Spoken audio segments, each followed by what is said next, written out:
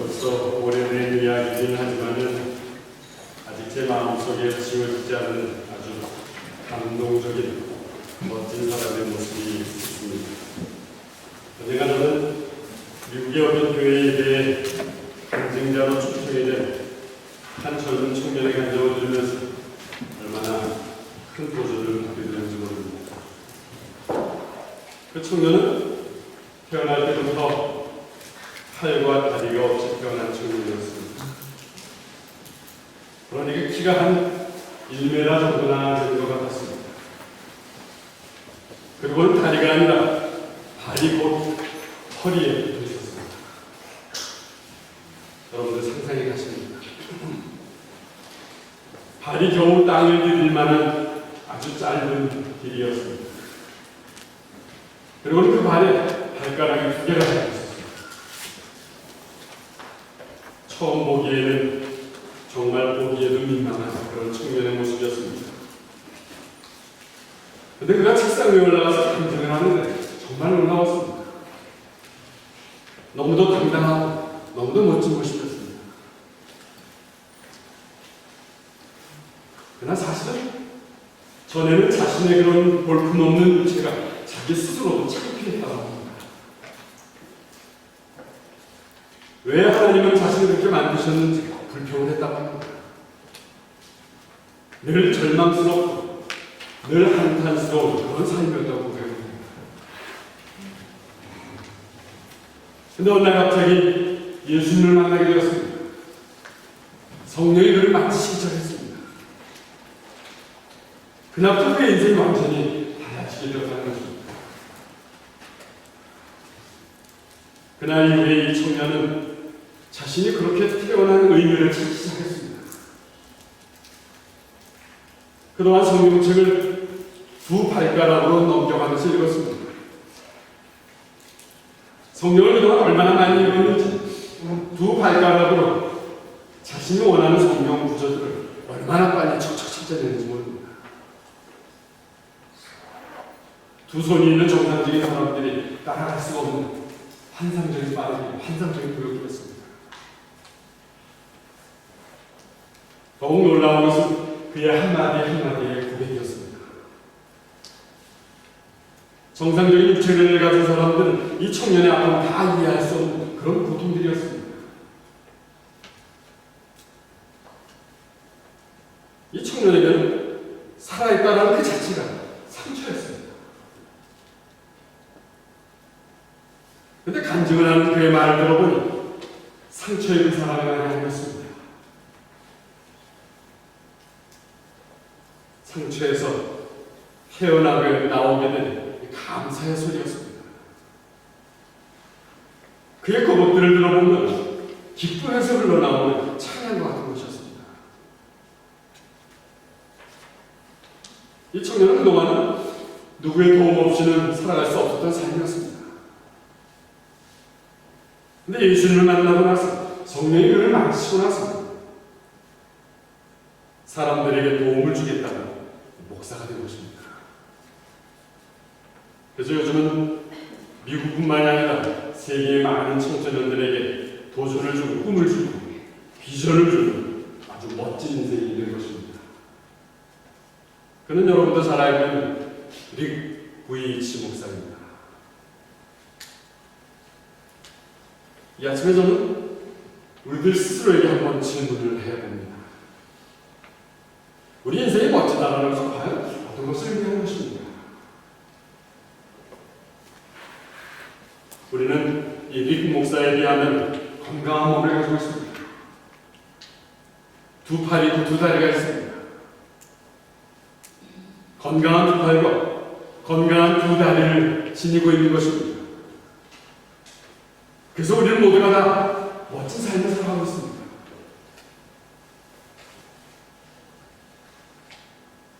사도행전 1장 2절을 보면은 우리는 아주 멋진 삶으로 가는 제자들의 모습을 발견하게 됩니다. 그런데 사실 우리들이 잘 아는 대로 이 제자들은 예수님이 십자가에서 돌아가실 때까지만 해도 멋있는 모습은 아니었습니다. 예수님이 살아계실 때는 가는 곳마다 예수님이 일으키는 기적 때문에 자신이 자신들이 겉모양으로 부풀어 있었던 것입니다.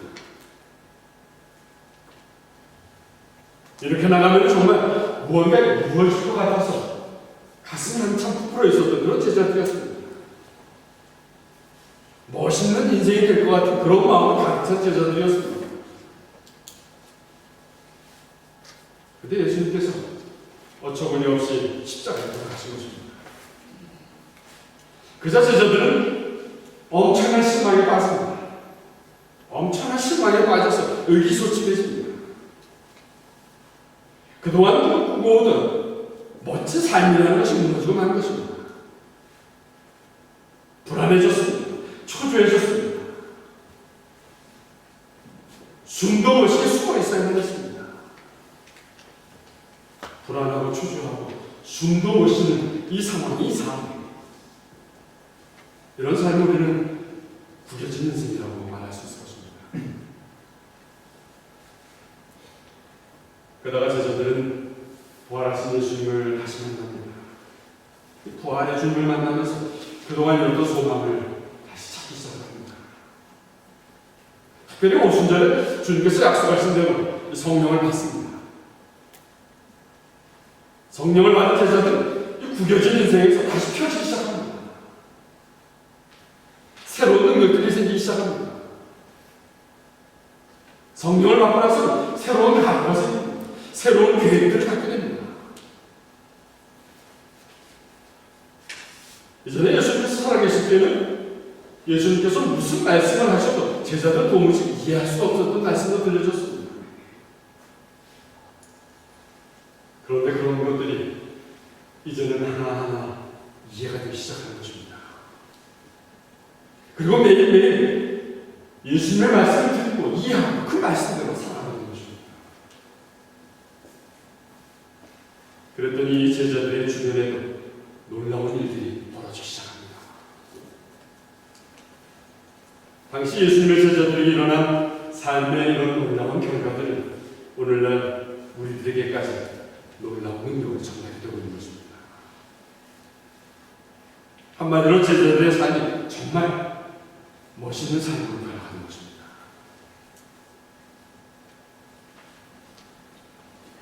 성령 강림절을 전후로 해서 이런 역사적인 사실을 묵상할 때마다 오늘날 우리들이 깨닫게 되는 아주 중요한 사실이 있습니다. 그것은 오늘 우리도 멋있는 삶을 살기 원한다면, 여러분들이 멋있는 삶을 살기 원한다면 반드시 성령을 모시고 사는 삶이어야 합니다라는 사실입니다. 특별히 사도 바울은 오늘 본문을 통해서 우리 모두에게 권면하고 있습니다. 여러분들은 성령을 따라 사십시오.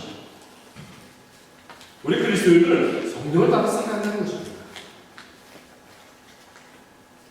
그럼 우리가 따라야 하는 성령이란 말이 어떤 것입니까? 이 성령이란 말은 구약에서 찾아보면 하나님의 영을 말하는 것입니다. 좀 더 쉽게 히브리의 단어의 의미를 해석해보면 하나님의 호흡이라는 것입니다. 하나님의 숨이라는 것입니다. 하나님께서는 사람을 만드실 때에 먼저 흙으로 사람의 모양을 빚으셨습니다. 그런데 하나님께서는 단순히 이 흙으로만 사람을 완성시킨 것이 아니었습니다. 하나님께서는 흙으로 빚은 사람의 모형이 입기운을 훅 불어넣으셨습니다. 이 입기운인 하나님의 호흡이 곧 하나님의 영인 것입니다. 그렇게 처음 사람의 아담이 완성이 되는 것입니다. 무슨 의미하는 것입니까? 그러니까 이 하나님의 영을 항상 몸에 담고 항상 몸에 지니고 지는 사람이 완성된 사람이라는 사실입니다. 하나님의 영을 마음에 담고 하나님의 영에 따라 사는 사람은 하나님의 이미지를 회복하고 완전한 삶을, 멋있는 삶을 살 수 있다는 것입니다. 이 사람이 성령을 따라 사는 사람인 것입니다. 그럼 우리들은 어떻게 성령을 알고 따라갈 수 있겠습니까? 사도행전 2장에 보면 이런 성령의 모습을 두 가지로 설명하고 있습니다. 하나는 성령이라는 것은 세찬 바람 소리와 같은 것입니다. 증언하고 있습니다. 바람을 가만히 생각해 보시기 바랍니다. 이 바람은 어떻습니까? 이 바람 자체는 우리 눈에는 보이지 않는 것입니다. 그런데 우리는 이 바람이 불고 있다는 것을 알 수 있는 것입니다. 이 바람이 불면 우리 살갗에 닿는 그 느낌을 통해서 바람임을 알 수 있는 것입니다. 또 바람은 불 때마다 나뭇잎들, 나무가지들을 건드립니다. 그래서 바람에 흔들리는 나뭇잎을 보면서, 나무가지들을 보면서 바람이 어디서 들어와서 어디로 가는지 우리는 알 수가 있는 것입니다. 성령도 이와 같다는 것입니다. 성령은 만지지 못하는 것입니다. 성령은 보지도 못하는 것입니다. 그러나 성령은 바람처럼 내게 들어오는 것입니다. 바람처럼 다가오는 성령이 내 삶을 바꾸는 것입니다. 바람처럼 다가오는 성령이 나의 마음을 내어드리는 것입니다.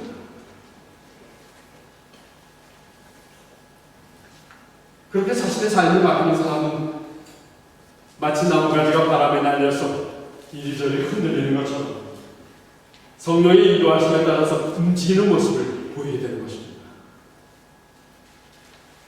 성령의 인도함에 따라서 움직임을 보인다는 것은 변화된 삶을 의미하는 것입니다. 그래서 주변의 사람들이 이 변화된 삶을 보면서 성령을 느끼고 성령을 볼 수도 있는 것입니다. 참 신기하고 놀라운 것입니다. 또 사도행전 2장에 보면 성령의 모습을 혀처럼 생긴 불꽃이라고 증언하고 있습니다. 성령이 마치 불꽃처럼 제자들에게 다가왔다는 이야기입니다. 그럼 불의 역할은 어떤 것입니까? 이 불이라는 것은 세상의 모든 사물들을 뜨겁게 하는 것입니다. 뜨겁게 달구어서 모양을 아예 다른 걸로 바꾸는 역할을 하는 것입니다.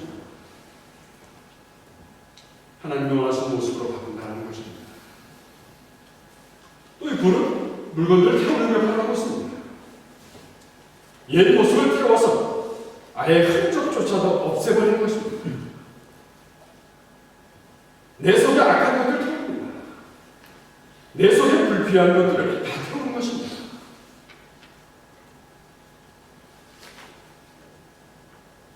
당시 오순절에 제자들이 모였던 것은 불의 도가니처럼 뜨거웠습니다. 그것을 모인 제자들의 마음이 불에 달궈져서 뜨거워졌습니다. 그리고 제자들의 체질을 녹이기 시작했습니다. 제자들의 인격을 녹이기 시작했습니다. 제자들의 성품들을 녹이기 시작했습니다.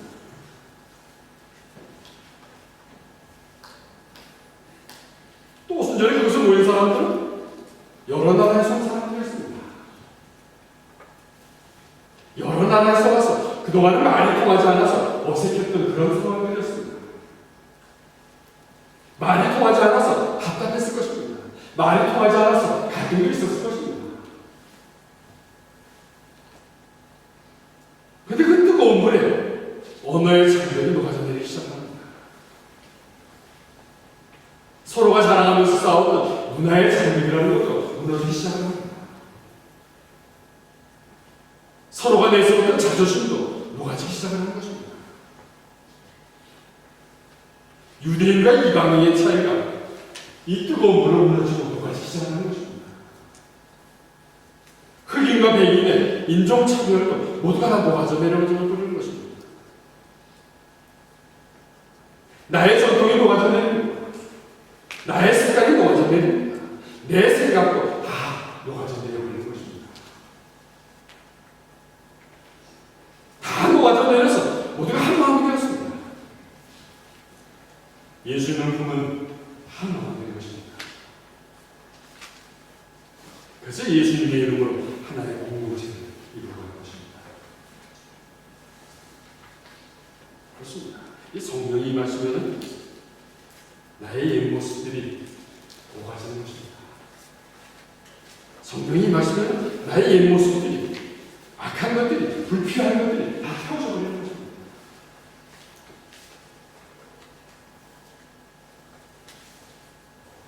그러면 우리가 성령을 따라 산다는 것은 좀 더 구체적으로 어떤 것을 의미하는 것입니까? 첫 번째로 사도 바울이 강조합니다. 여러분들의 삶의 기준을 성령에 두고 사십시오. 여러분들 같이 한번 따라해 보시기 바랍니다. 내 삶의 기준을 성령에 두고 삽시다. 오늘 본문 16절에서 사도 바울이 강조합니다. 16절 말씀 같이 읽어봅니다. 그러므로 내가 말합니다. 성령을 따라 사십시오. 그러면 육체의 욕망을 따라 살지 않게 될 것입니다. 우리 그리스도인들의 삶의 기준은 바로 성령이라는 것입니다. 성령을 따라 살아가는 것입니다. 왜 그런지 사도 바울이 15절에서 이런 경고를 하고 있습니다. 15절을 봅니다. 15절이 없습니까? 갈라디아서 5장 15절 여러분들 눈으로 보는 것입니다. 제가 읽겠습니다. 여러분들이 서로 해치고 헐뜯는다면 양쪽 다 멸망할 테니 조심하십시오. 이게 무슨 말입니까? 당시 갈라디아 교인들이 율법이라는 것을 두고 서로 의견을 내세우면서 대립하고 갈등하는 그런 상황이 있었던 것 같습니다. 그 상황을 지금 사도 바울이 지적하는 것입니다. 15절의 말씀을 우리 가만히 생각해 봅니다. 그동안 사람들이 자랑하던 그 언어라는 것으로는 하나가 되지 못했습니다. 율법이라는 것을 두고 서로가 다투는 것을 보니까 이 언어라는 것으로는 하나가 되지 못한다는 것입니다. 내가 말이냐 당신이 말이냐 따지지만 결국은 하나가 될 수 없다는 것입니다. 또 그동안 자랑하는 문화라는 것, 전통이라는 것도 하나가 되지 못하는 것입니다. 또 그동안 자신들의 인격이나 성품이나 전통으로도 이들은 하나가 되지 못한다는 것입니다. 이런 것들은 오히려 욕망을 불러일으키는 것입니다. 이런 것들은 오히려 갈등을 불러일으키는 것입니다. 하나가 되는 일에는 전혀 도움이 되지 않았던 것입니다. 그래서 사도가 강조합니다. 여러분들이 서로 해치고 헐뜯는다면 양쪽 다 멸망할 테니 조심하십시오. 그러나 오늘 보면 16절에도 말합니다. 성령을 따라 사십시오. 성령을 따라 살려면 육체의 욕망을 따라 살지 않게 될 것입니다.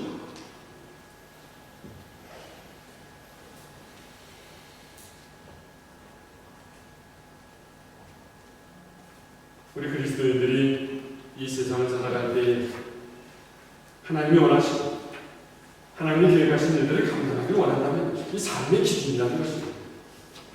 세상 사람들과는 달라야 것입니다. 왜냐하면 하나님께서는 성령을 통해서 우리 삶을 인도하시는 것입니다.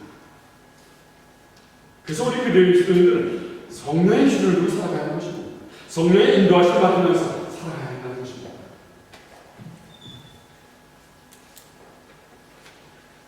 근데 사실 솔직히 우리의 삶은 어떻습니까?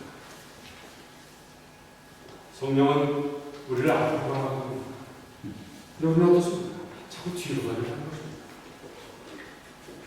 또 성령은 우리들이 그 자리에서 때로는 멈춰서 있기를 원합니다. 근데 우리는 어떻습니까? 자꾸 성급하게 앞으로 뛰어가기만 원하는 것입니다.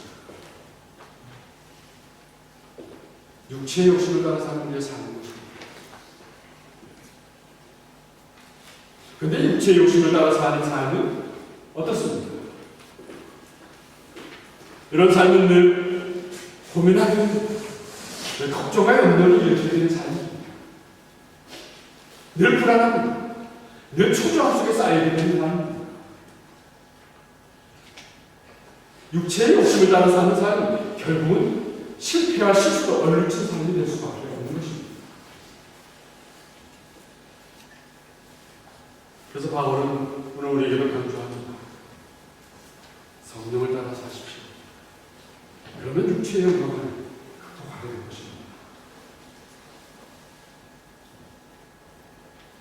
또 오늘 사도 바울은 두 번째로 우리가 성령을 따라서 산다는 것은 성령의 힘을 받아서 하는 것입니다.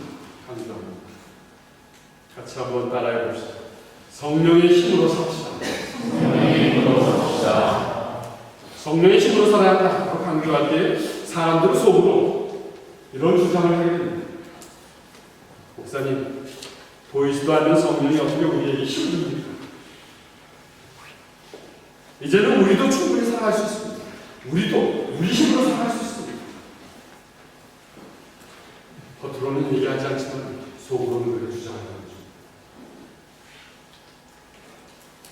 사실 우리가 살고 있는 지금 이 시대는 풍요로운 시대라고 말할 수 있습니다. 좋은 혜택들을 많이 받고 그리고 살아갈 수 있는 그런 세대가 세상이 되었습니다. 또 사람들은 무엇이든지 내가 원하는 대로 다 할 수 있는 그런 시대가 되었습니다. 배우는 것이 힘입니다. 인간관계가 힘입니다. 돈이 힘입니다. 우리가 원하는 대로 선택하면서 힘있게 살아갈 수 있는 그런 세상이 되었습니다.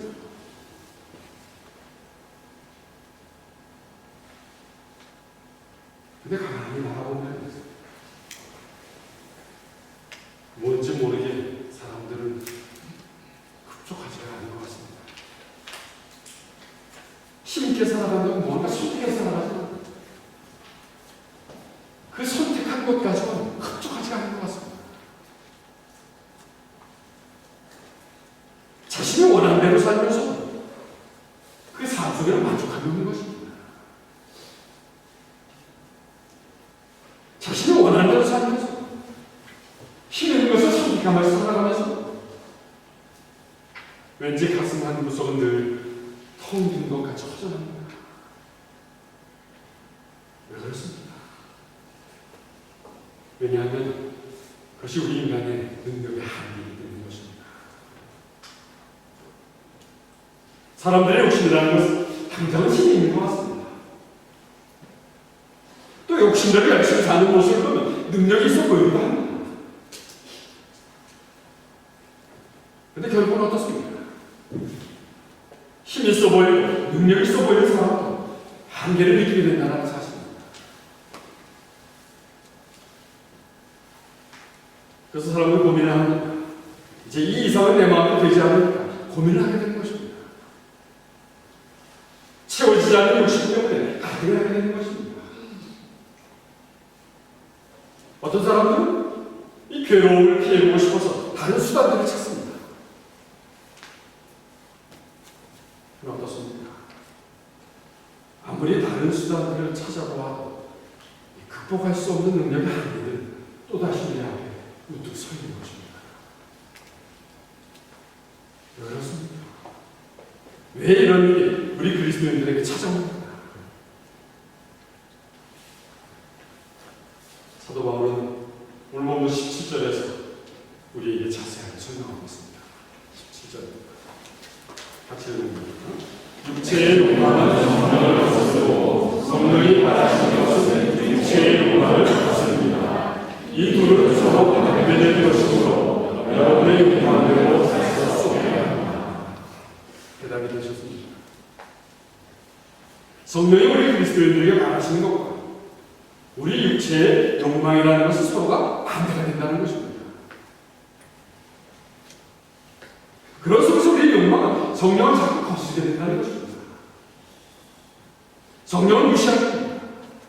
성령이 말씀하는 대로 따라하지 않고 내 욕망대로 살려고 거짓을 한다는 것입니다.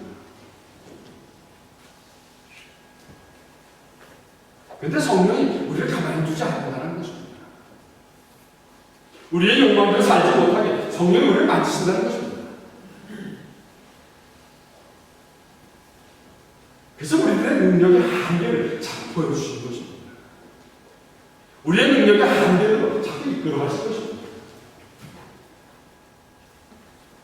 우리 능력의 한계를 자꾸 보여주시면서 내 욕심대로 달려가지 못하게 만드시는 것입니다.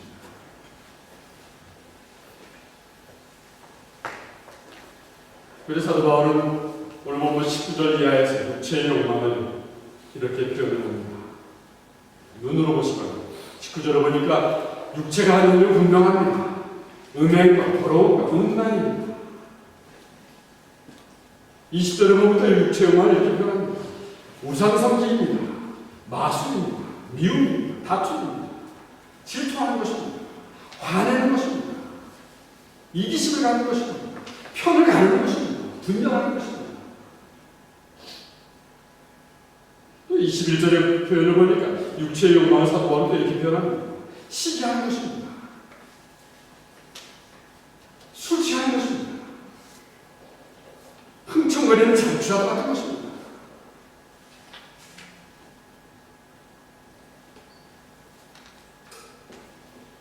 육체의 욕망이라는 것은 우리의 마음을 힘들고 고통스럽게 만드는 것입니다. 우리의 육체의 욕망이라는 것은 나뿐만이 아니라 다른 사람들에게 고통을 준다는 것입니다. 우리의 욕망이라는 것은 술 취할 때는 기분이 좋고 술 취할 때 모든 것을 다 가지고 가지만 깨우면 어떻습니까? 험하다는 것입니다. 우리의 욕망은 마치 잔치하는 것과 같다는 것입니다. 잔치하면서 흥청거리지만 잔치가 끝나면 안 됩니다. 흥청거릴 수가 없다는 것입니다. 저는 특별히 오늘 19절 이하를 묵상하면서 우리 인간의 육체의 욕망이라는 것을 이런 것을 깨닫게 되었습니다. 우리 자신의 힘과 우리 자신의 실력을 과시하려는 데서부터 우리의 육체의 욕망은 시작되는 것이다라는 사실입니다. 나 자신 내세우니까 없는 것도 있는 것을 만들어야 하는 것입니다. 때로는 나 자신을 내세우려고 모든 수단과 방법을 가지지 않고서 내세우게 되는 것입니다. 또 나 자신을 내세우려니까 마술을 하는 것 같이 사람들의 눈을 속여서 내세워야 하는 것입니다.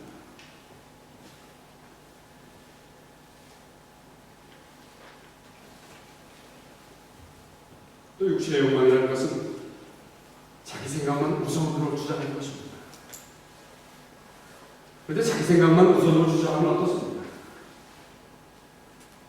자기 생각만 우선으로 주장한다면 자기 주변에 불평하는 사람들이, 싫어하는 사람들이, 떠나가는 사람들이 점점 하나같이 생기게 될 것입니다. 자신의 생각만 우선으로 주장한다면 다툼이 일어날 것입니다. 자신의 생각만 우선으로 주장한다면 편의가 날 것입니다. 이것이 육체의 욕심을 따라 사는 삶이라고 사도 바울은 봅니다. 그런데 가만히 생각해봅니다. 이 육체의 욕심으로 재미있고 이 육체의 욕심으로 즐겁게만 살 수 있다면 얼마나 좋겠습니까? 그러나 그렇지 않은 것이 문제인 것입니다. 더구나 힘들고 괴로우니까 그것을 이겨보려고 더 욕심을 부린다면 더욱 문제가 되는 것입니다. 왜냐하면 우리 인간의 한계는 이런 것으로 극복되지 않게 되는 것입니다.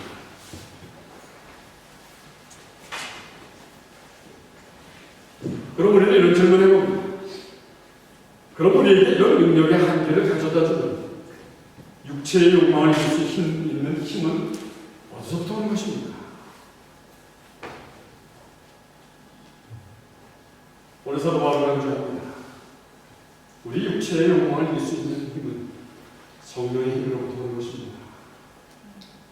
성령의 힘이 임하면 나의 능력을 초월하게 됩니다. 성령의 힘이 임하면 나의 생각을 초월하게 됩니다. 성령의 힘이 임하면 나의 능력하는 것들이 보충이 됩니다. 성령의 힘이 임하면 나의 의지하는 것들이 깨우쳐지게 됩니다. 그래서 내 욕심이 아니라 성령을 따라 살아야 됩니다.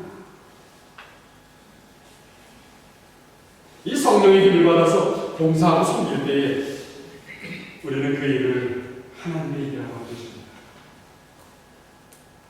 하나님께서는 하나님의 일을 위해서 우리에게 성령을 보내주신 것입니다. 오늘 본문에서 사도 바울이 세 번째로 우리 그리스도인들은 성령의 이끌림을 받고 살아야 합니다. 강조하고 있습니다. 같이 한번 따라해봅니다. 성령의 이끌림으로 삽시다. 성령의 이끌림으로 삽시다. 근데 질문이 생깁니다. 왜 우리들은 성령의 이끌림을 받고 살아야 합니까? 왜냐하면 이 세상에는 우리들을 지배하려는 것이 너무나 많기 때문인 것입니다. 사람들은 먹는 것에 지배를 당하고 살고 있습니다. 마시는 것에 지배를 당하고 살고 있습니다. 돈에 지배를 당합니다. 명예에 지배를 당합니다. 컴퓨터에 지배를 당합니다. 게임에 지배를 당합니다. 오락에 지배를 당합니다. 명품이라는 것에 지배를 당하고 살아가고 있습니다. 이런 것들은 처음에는 사람들이 지배하고 누리고 사는 것 같았습니다. 그런데 시간이 지날수록 점점 이런 것들이 사람이 지배를 당하고 있는 것입니다. 그것 아니면 못 살 것 같은 마음이 되는 것입니다. 나도 모르는 사이에 그것들에게 지배를 당하고 있는 것입니다. 이번에 한국을 다녀왔는데 한국에 가니까 작년하고 또 다른 모습들이 눈에 발견이 되었습니다. 작년만 해도 그렇지 않은 것 같은데 올해 보니까 지하철을 탈 때 제가 굉장히 어색하고 정말 불편한 마음이 들었습니다. 왜냐하면 사람들이 전부 다 스마트폰 하나 쓰고 무언가를 열심히 보고 있는 것입니다. 근데 저는 어디다 눈을 떠야 될지 모를 정도였어요. 그렇다고 스마트폰을 꺼내놔야 저한테는 뭐가 보이는 것이 없었습니다.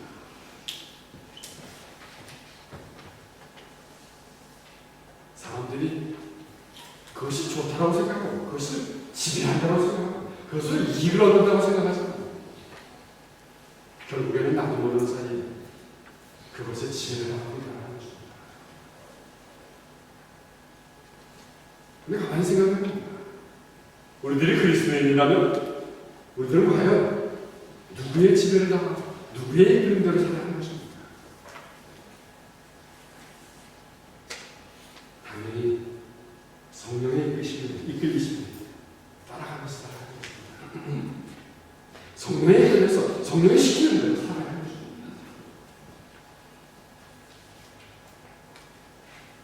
성령을 따라 사는 사람들에게는 열매가 있다고 합니다. 오늘 본문 22절, 23절입니다. 같이 한번 천천히 읽어봅니다. 그러나 성령의 열매는 사랑과 평화와 오래 참음과 자비와 착함과 성실과 온유와 절제입니다. 이런 것들을 금지할 율법이 없습니다. 사랑하는 여러분, 오늘 우리에게 주신 메시지는 무엇입니까? 우리 삶의 진정한 힘이라는 것은 어디서부터 오는 것입니까? 여러분들에게 신앙생활을 주는 참된 기쁨은 어디서부터 오는 것입니까? 오늘 사도 바울이 강조합니다. 그것은 우리들이 성령을 따라 살아갈 때 오는 것입니다. 성령을 따라갈 때 진정한 힘이 있습니다. 성령을 따라갈 때 참된 기쁨을 얻게 되는 것입니다.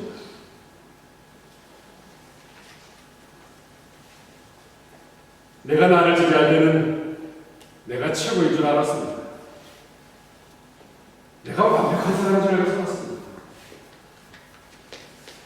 내가 나를 지배할 때는 나만을 위해서 살았습니다. 나만을 위해서 사는데 그것이 그렇게 힘들고 그것이 그렇게 고통스러웠습니다. 근데 저는 내가 아니라 예수를 위해 살게 되었습니다. 이제는 나의 삶의 목적이 예수님 중심으로 바뀌어진 것입니다. 그래서 이제는 예수님 때문에 참을 수도 있게 되었습니다. 그래서 이제는 예수님 때문에 남들에게 져주기도 합니다.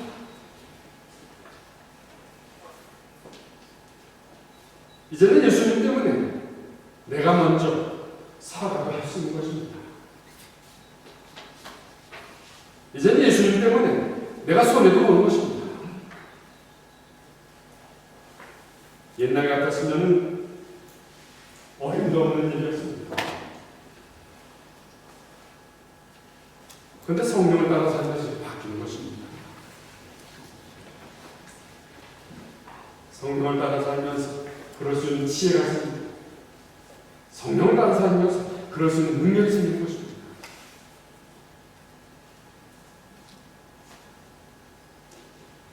이런 모습을 세상 사람들이 볼 때는 정말 볼품없는 사람처럼 볼 것입니다. 바보라고 할 것입니다. 어디 가리고 무지 그냥 죽으라고 그리고 외소하게 볼 것입니다. 그러나 우리 예수님이 보시기에는 완전히 다른 인생인 것입니다. 예수님이 볼 때는 최고의 아름다운 삶을 살고 있는 것입니다. 예수님 볼 때 이런 인생은 최고의 가치를 지니게 된 것입니다. 이런 삶을 살게 하기 위해서 하나님이 이 땅에 성령을 보내주셨습니다.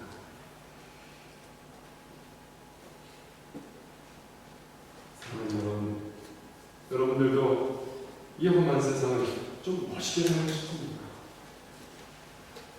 여러분이 멋있게 살고 싶다면 여러분들도 성령을 따라 살고 싶어 합니다. 육체의 욕심을 따라 살았던 여러분의 옛 모습 다 태워버리시기 바랍니다.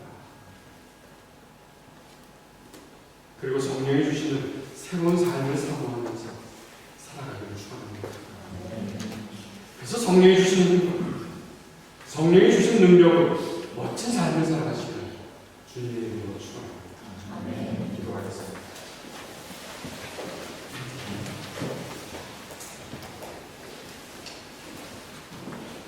사랑의 주님, 아직도 우리가 우리의 욕심으로 살아가고 있음을 고백하게 됩니다. 우리의 욕심대로 살며 미워하고 우리의 욕심대로 살며 다투고 화내고 우리의 욕심대로 살며 네 편 내 편을 가르고 있습니다. 또 육체의 욕망으로 무언가 지배하고 살고 있는 것 같지만 결국 그것에 지배당해서 끌려다니면서 괴로워하고 고통스러워하면서 우리의 모습임을 고백하게 됩니다. 바람처럼 오시는 성령님, 오늘 나에게 들어오셔서 나의 옛사람의 삶을 흔들어 주시옵소서. 강한 불꽃으로 오시는 성령님, 나의 이 모습을 태우시고 새 생명의 모습으로 변화시켜 주시옵소서.